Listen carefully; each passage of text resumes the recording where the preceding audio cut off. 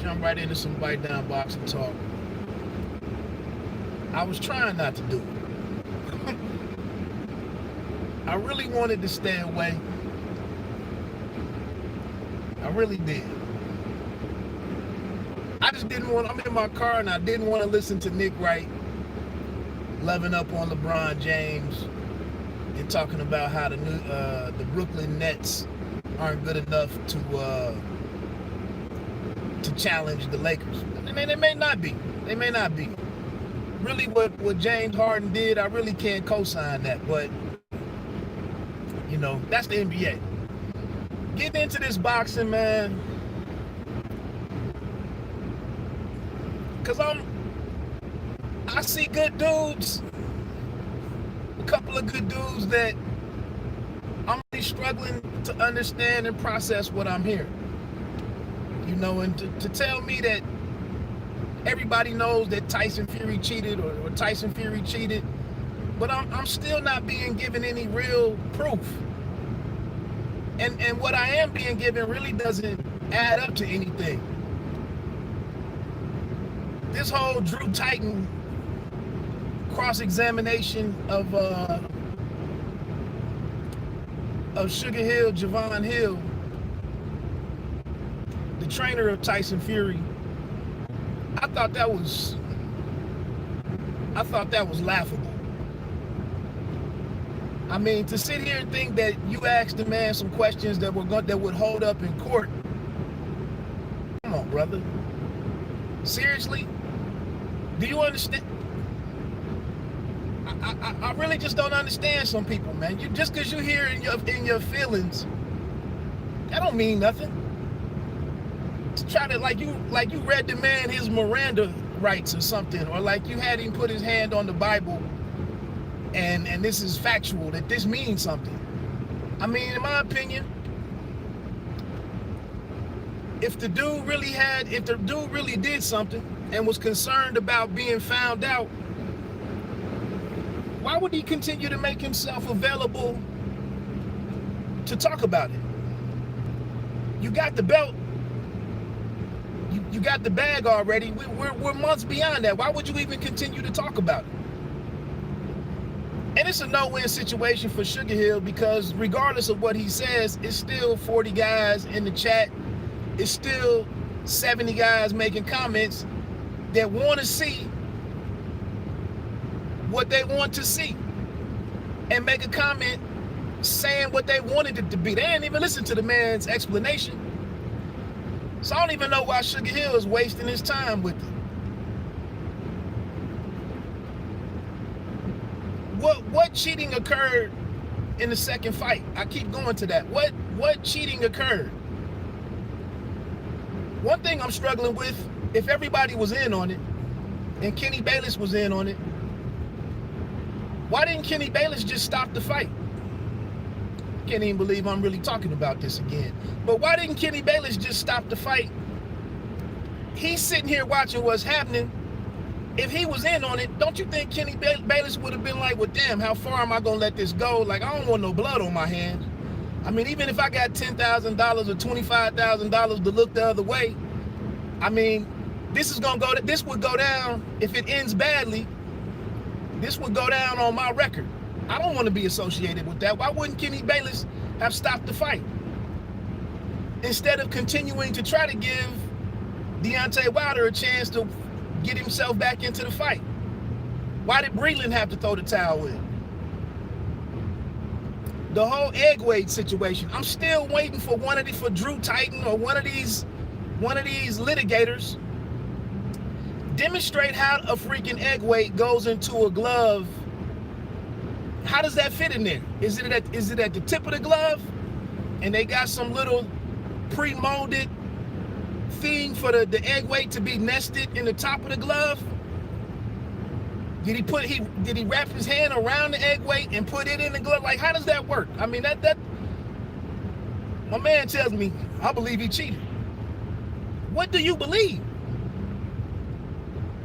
What do you believe? What are you telling me? Above the Law had this dope thing that they kept repeating on their album years ago, Above the Law. It's not what you know, it's what you can prove. Show me something that I can believe that makes some sense. Show me something. I do think Tyson Fury kind of throws some borderline illegal punches. I do think that. But like I said, illegal stuff and questionable punching, fighter safety, it comes into question every week. Every week on every card, you see stuff where it could have went really bad because somebody didn't, because of the incompetence of somebody.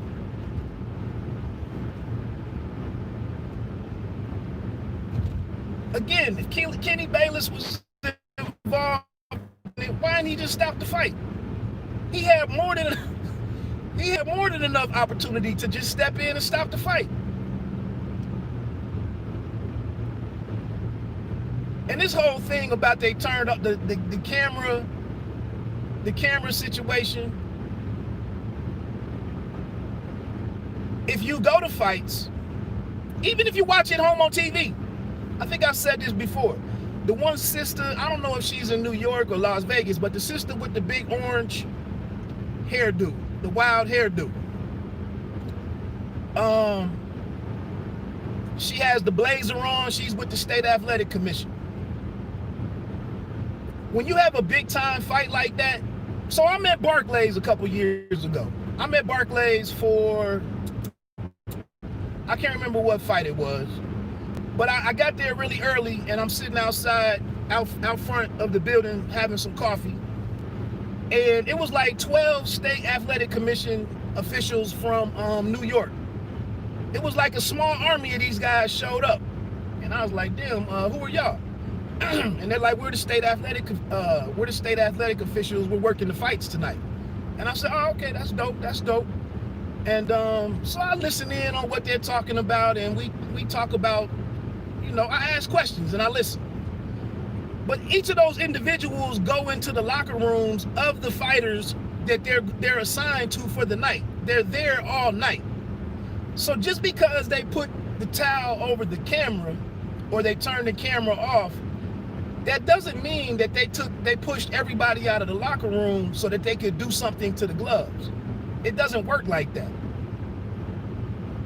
Another thing, so Drew Tyson, he brings up the situation about Christian Hammer's gloves and that the gloves were inspected. And they found that, they know the referee noticed that Tyson Fury's thumb was detached. That's an interesting situation because it doesn't happen all that often. We're watching fights week to week. It doesn't happen all that often. But what Drew Tyson just proved to me is that the protocol works. The referee went over there and inspected the fighter, checked his face for substances, feels his gloves, make sure he has the padding thing on, mouthpiece. He did what he was supposed to do. And he found something was wrong. And they went and changed the gloves. So if they did it then for a somewhat meaningless fight, why would Kenny Bayless have went over there and inspected the gloves and not said and not noticed that he has an egg weight in his glove? It's funny when things work to your narrative and when they don't. I still want to know, how would he have taken off these gloves with the egg weight in it, with cameras all around and everybody in the ring, the athletic commission official in the ring? How did they take the gloves off and the man, he has an egg weight in his hand? I don't get that. And then you want to say, just because Deontay Wilder told you he was a cheater, and there are some discrepancies along the way, I get it. But just because you want to throw out that the man is he's a cokehead, he's a drug user. Well, you knew that before you fought him the first time. So if you were gonna fight perfect individuals, maybe you shouldn't have fought him to begin with. But we all know why that fight was made. We also know that if we went and knocked down a lot of the cats in boxing who have vices and substance abuse problems, we might lose a third of the fighters or something. But you don't use it against the man because he used some cocaine. That's the reason why he cheated now. I don't get it. And then getting to this $32 million, like, we got to do better. We really got to do better, man. We can't be this stupid in public. This is truly ignorant. To run out here with some $32 million being a payout. Wow. I mean, this is boxing, man. $32 million. Do you know, I mean, when the hell did $32 million become $3,200? Like, we're talking about boxing. The only dude in the sport that was touching that much was Canelo Alvarez. And that got screwed up. And then whatever AJ is doing over, you know, abroad and whatnot. But to sit up here in front of a microphone and a camera and say that and tell people that is just plain trash. $32 million. Who could absorb that type of money in boxing and still be good? Like I mentioned yesterday, if anybody gave up that kind of money, it would have been an NDA involved. That would have been something that, hey, we're giving you this, but if we hear anything about it, something's going to kick in, a countersuit or something. This cannot become public.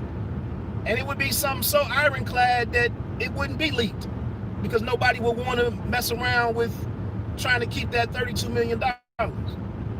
But let's look at Klay Thompson for the Golden State Warriors. What's he make, like $30-something million a year? 28 million, 27, I don't know, 33 million. But basketball, the NBA can absorb that type of loss, can take that kind of hit because of how it's structured.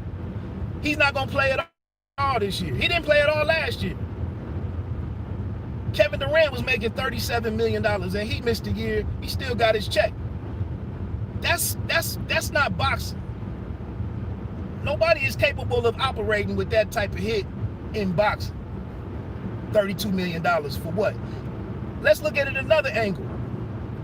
Eddie Hearn is sitting over here arguing with Alexander Usyk because they threw it out there that they might have to discuss step-aside money. First thing Eddie Hearn said was, well, you know, I'm not going to let you I'm not going to let you use the mandatory situation as a ransom that you just asked me for any amount of money that you want. So Eddie Hearn is over here like, I mean, they can tell us that the fight AJ and Fury is big, but it's not big enough to where we can just pay Alexander Usyk $10 million. I mean, at some point, businessmen don't even like getting got. That's why Jerry Jones is sitting here going back and forth and wrestling with Dak Prescott last year. Yeah, I can pay you $40 million. I don't want to pay you $40 million. Same thing, Eddie Hearn is like, we'll try to do something to appease you and make you whole, Usyk, while we go do this bigger thing. But I'm just not gonna let you bend me over I'm not gonna let you have me over a wheelbarrow on this. I just dropped the belt. And then, like he said, you fighting. He hit him with logic that if you're gonna fight, if you want to fight AJ for this WBO belt, it would be way more worth your time if he has the belt. If we drop the belt and let you fight Joe Joyce, for example, how much is that fight worth? So how is he sitting over here nitpicking and going back and forth with Usyk over logical arguments and saying stuff that makes sense, that carries water? But then over here, Bob Arum, who won't pay for the Crawford and Spence fight, and damn near any other fight, How would he just go over here and get this man $32 million for what?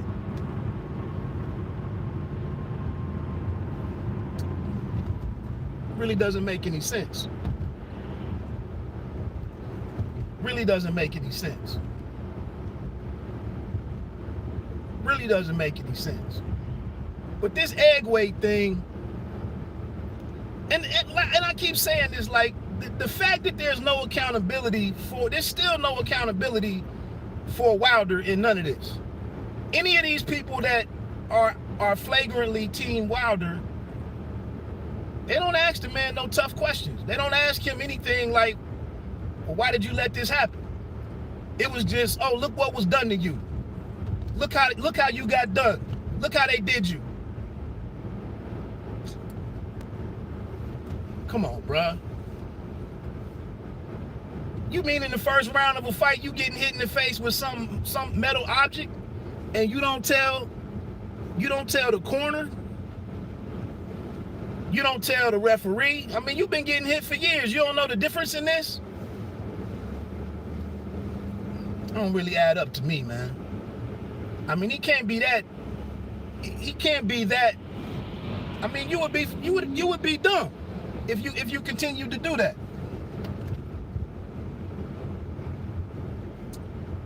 We already know the whole situation with JD's, which is another area of this story that's completely indefensible.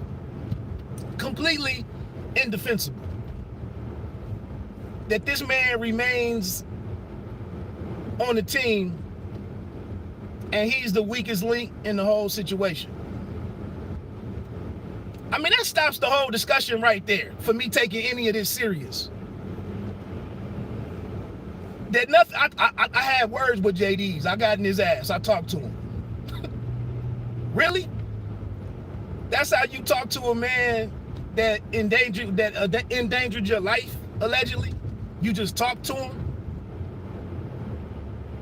That's some kind of love. That's some kind of love right there. That's some kind of love. Other question, like I said, with accountability, what are you doing next, bro? Like, are you in the gym? Are you working on any of the obvious issues that you have in your game that caused you to get beat up the way that you did? Are you doing anything? Again, it's just no accountability. It wasn't his fault.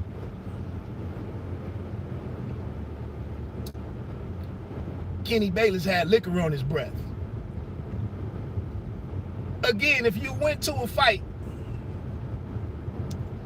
the referees are down there in that restricted area inside the ring.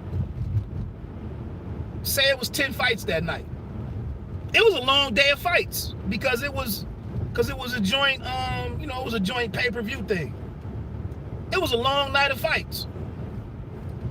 What they do is, I can't remember all the referees that were there that night, but one referee will referee a fight, then he'll go sit down and the other referee will referee the next fight, and then they swap places and work the fights that they're assigned to work. I guess Kenny Bayless was just sitting over there with his gym bag, with a pint in his bag, and he in between fights, he just sitting there drinking ringside, I guess. I mean, you can go to the bathroom. They can get away to go to the bathroom or something, or even go in the back. They have catering back there sometimes for everybody involved, the staff, media, the athletic officials and whatnot. You can't go back there and eat. So I guess Kenny Bayless went back there and took some swigs or something. Wow. And then you get in there, you get in one of the live chats or in the comment sections, and you try to ask a reasonable question. Like, I just don't like believing everything that's told to me wholesale without questioning anything that, this is blatant shit that just doesn't make sense. But you get in there and ask a question, and it go to the drama immediately. It goes to the disrespect and such this and such that. Come on, man.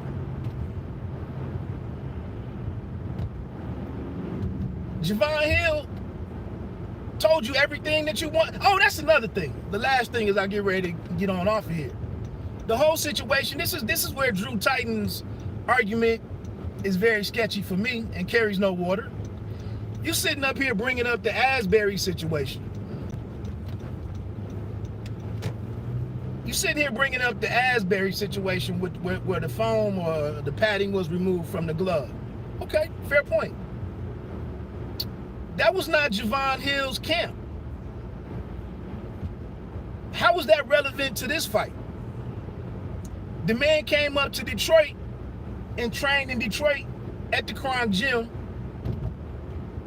What the hell does Nicholas Asbury and what Ben Davis did, what does that have to do with Javon Hill? Come on, bro, that's some kind of attorney. You know, if it just goes to court, it can be used against you. I'm gonna bring the next fighter I talk to, I'm gonna bring him on there and Mirandize him. You know, anything that you say during this interview can be used in a court.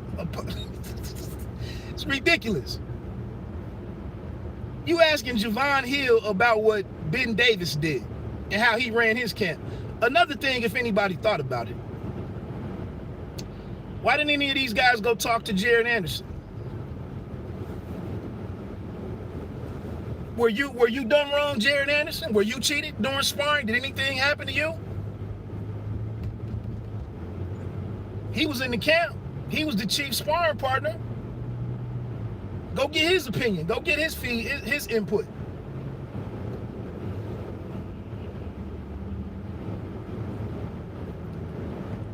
You always know somebody's argument is bullshit and that it's personal when they go personal.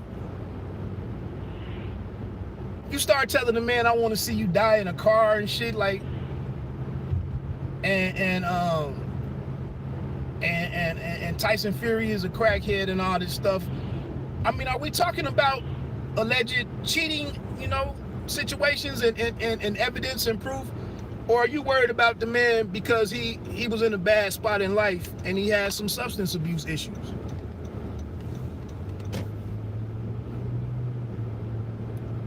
We just start throwing anything in there just to keep the conversation going and to keep super chats going and to keep Cash App donations going. You give out no facts. And then this groupthink shit that nobody sits there and asks any questions. To sit there and say that Javon Hill started stuttering and he got nervous, he was shook. He answered some dumbass questions. And even when he gave you answers, you didn't want to hear it. So what was he supposed to do? But to say that the man got shook, that's just not what happened. I wish I could take my view back that I sat there and watched that shit, to be honest with you. But like I told a partner of mine, I was inflating my tire on my truck that was flat. I had 15 minutes to burn. I was like, let me check this shit out. See if it's something there.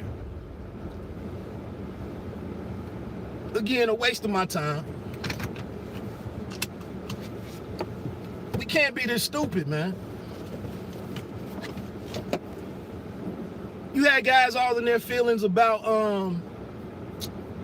what was the Ruiz fight.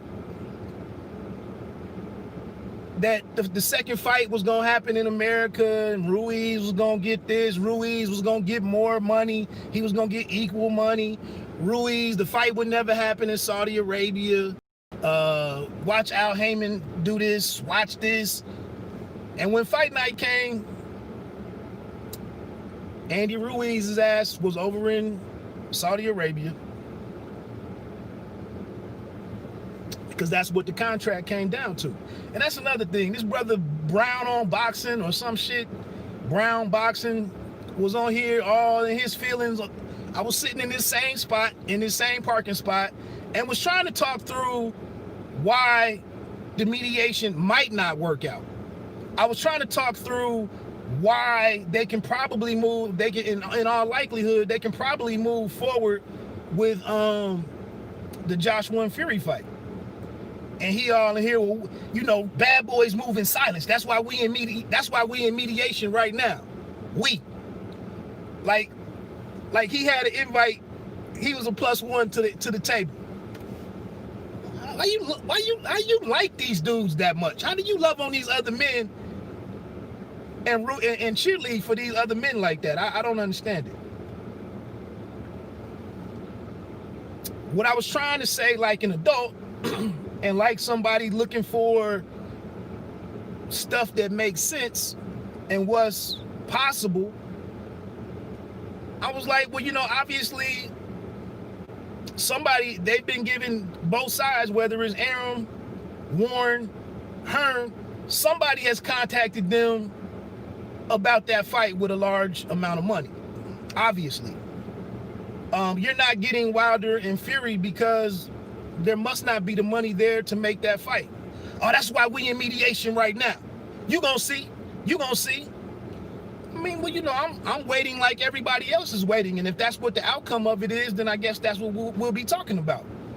But damn, I can't sit here and talk through the facts.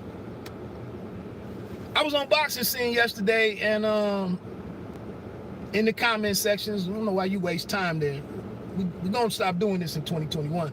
But people were upset that Canelo was fighting Avni Yildirim for this next fight.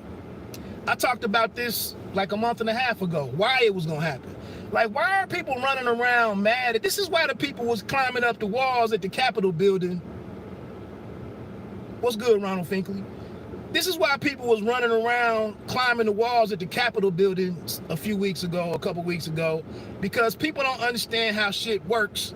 And then you go out there doing some extremist shit based off of how you've been charged up. But it's people in the comment section talking about Canelo doing some bullshit, such and such this, such and such that, Canelo trying to do some bullshit. Bruh, what are you upset about? It's a mandatory fight. This was put in place before the Callum Smith fight happened. This was the reason how they justified the WBC belt being a part of that. What do you mean it's some bullshit that Canelo is trying to do? Like, this shit ain't rocket science, some of this shit. I'm getting ready to get off actually, bro, but thanks for sharing. But again, to be out here mad about some of this shit, at least understand what's going on. And then repeat some of this shit in the mirror to yourself to make sure it even makes sense. Like, does it even make sense? Do I sound stupid? Like, when you out here saying stupid stuff and you don't even know that it sounds as bad as it sounds, I mean, good Lord. But like I said, man, I really didn't even want to talk about the Wilder situation no more, but here we are. I do think I am interested in seeing what happens next though for him. I think any other fights out there, if it is Charles Martin, I don't think that's a bad fight. Matter of fact, I'm excited. I'm excited that we can all move on. I don't even have to sit here and pile it on and say I told you so or whatever it is. I hope this happens. I hope he gets beat down. I don't, I'm excited to see what's next. Are you gonna fight Andy Ruiz? That's a good fight. Are you gonna fight is it Charles Martin? I like that fight. If Otto Wallin gets past Dominic Brazil, is that a fight? I'm happy with that. Yeah, I would like that fight too, honestly. And despite, like we said the other day, with Hrgovic being on DAZN, Deontay Wilder might be open to fighting on DAZN. Because again, it's gonna come down to money. Who's willing to pay him what he wants to get paid? What's the best opportunity to get paid? And to be honest, I was texting with somebody yesterday, like to go back to Showtime, to have a meeting with Showtime. Maybe Showtime doesn't want to rock with you no more because of how things went down. Or maybe Showtime isn't giving you a number that's favorable because they have leverage now. Do you want to go to Fox? Fox is probably going to be like, well, we're going to put it on pay-per-view. Is Deontay Wilder pay-per-view worthy right now? I mean, can you put Wilder and Martin, can you put that on pay-per-view? I wouldn't buy it. I didn't buy Wilder Ortiz too, so I know I'm not buying it. We know some people will, but I'm not paying for that. But I think, he'll be going around getting meetings. And that's what I'm saying. All of this stuff isn't personal.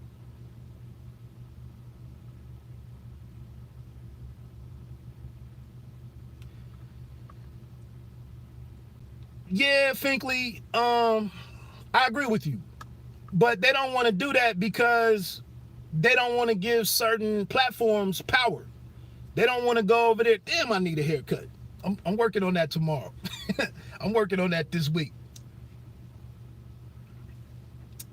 Yeah, it would be nice to do that, but people like security. Like, I want to know where my next 3 checks are coming from. I want to know what the layout is for the next 3 fights that you have for me. That's the thing. Claressa Shields was in an interesting situation. Because she's a female boxer and there's some flexibility there.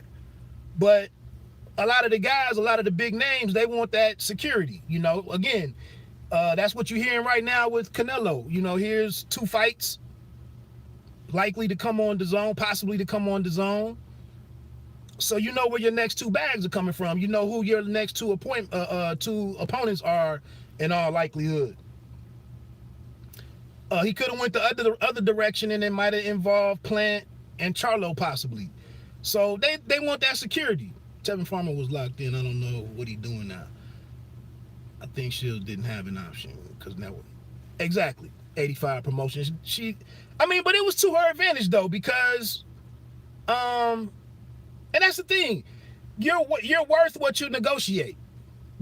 So as long as you go in there and negotiate.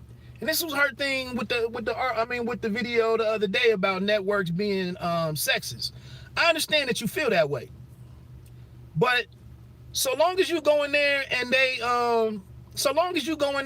negotiate with you fairly on your if it's one deal or if it's a multi-fight deal, so long as they keep it real with you, what's the issue? So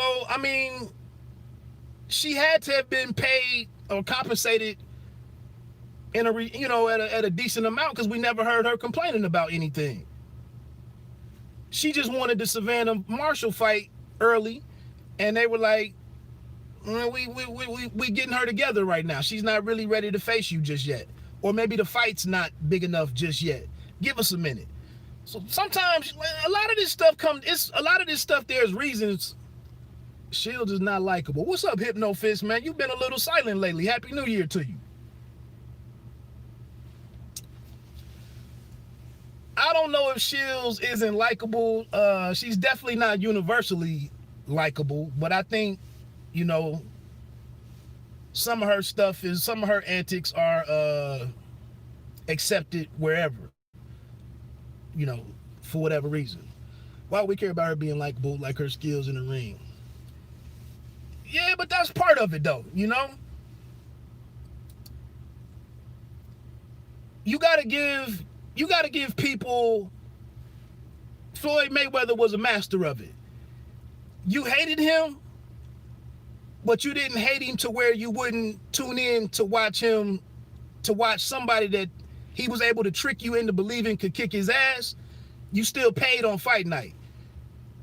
Claressa Shields and some of the stuff that she's doing, she's making it to where people don't even want to pay to see her in the ring, period. I think that's what the difference is. And that's kind of, I think in some instances, her messaging has been, I agree with you, Finkley. I agree with your perspective on that. I'm just saying, I think where she's vulnerable is that she takes stuff too far And like I said, people don't even want to. People would rather troll her online and not even tune in or pay on fight night. That's what I mean, you got to give people a reason to watch. Weekend boxing. Exactly. I'm going to get into that later, man, or maybe even Thursday. We got fights. I got to get on out of here, but we got fights tomorrow night on Showbox. It's a midweek Showbox card. It's only 3 fights. It was supposed to be 4. I know Mike-Juan Williams is on there. Pedro, Marquez, some cat out of Puerto Rico, I believe. I don't really know these 6 guys, but I'm definitely excited for the fights tomorrow night.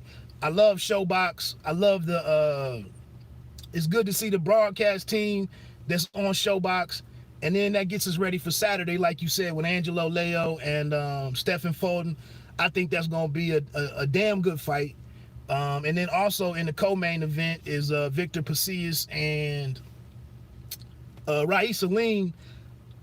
I interviewed both of those guys on the channel. If you want to check those out, they're out there. Get to know them before you see them fight Saturday. I think that's going to be an excellent fight. I think super bantamweight, 122 pounds, with all of the young talent that's right there, we might not look at them as the new 4 kings as people are trying to make these guys out to be at lightweight. It doesn't have, don't earn off of skills. I remember when Eddie hosted a show in Kansas with Shields and Undercut, had more to do with ticket sales. Yeah.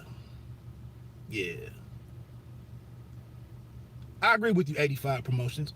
It always comes down, you know, a lot of this stuff comes down to money. It all comes down to money. Marketability. And a lot of the people that are behind the scenes, you know, they know what they're doing. Despite the fact we don't get to certain fights when we want to see them. I mean, it's sometimes it's valid reasons why we don't get those fights. Just trying to finish this coffee. Hey, anyway, fights this weekend. Finkley, I'm not sure what the Friday night fights are. I didn't see that, or if that's something that everybody can check out. Yeah, Hypnofist. Right. Definitely. And I should talk to you because I see a lot of that Sky Sports. That's another decent fight. Speaking of UK and Matchroom, Wilder and White. That's another reason how Wilder could possibly end up on DAZN. I made a video last week about we see things happen in boxing when fighters need things. And if need becomes a major factor for Deontay Wilder moving forward, despite everything he said and, you know, whatever disdain he held for Eddie Hearn, if Showtime and Fox can't put interesting moves together for him, he probably will go and talk to DAZN. And DAZN needs, DAZN has its needs. So people can put aside differences to do business. Oh, okay. Over in Japan, I presume.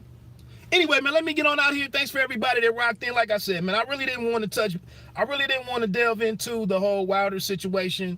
But I tried to offer a different perspective. You know, you can call me what you want. You can say what you want.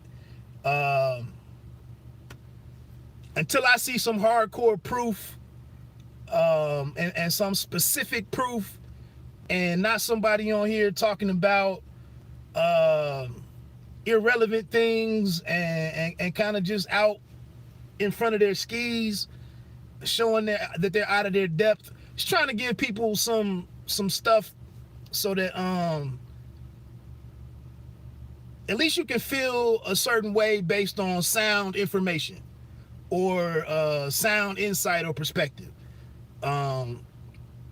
You out here telling another grown man, you know, to you want to see him burn in a car. Like, come on, bro. Like, really? Seriously? That's how when you can't get what you want, can't hear, somebody can't tell you what you were looking for, you just take your ball and go home. You invited the man on to the interview, but because he can't say what you want him to say because that might not have happened, Now you just mad? Come on, bruh. Shit silly. Let me get on out of here, man. Have a phenomenal day. Peace.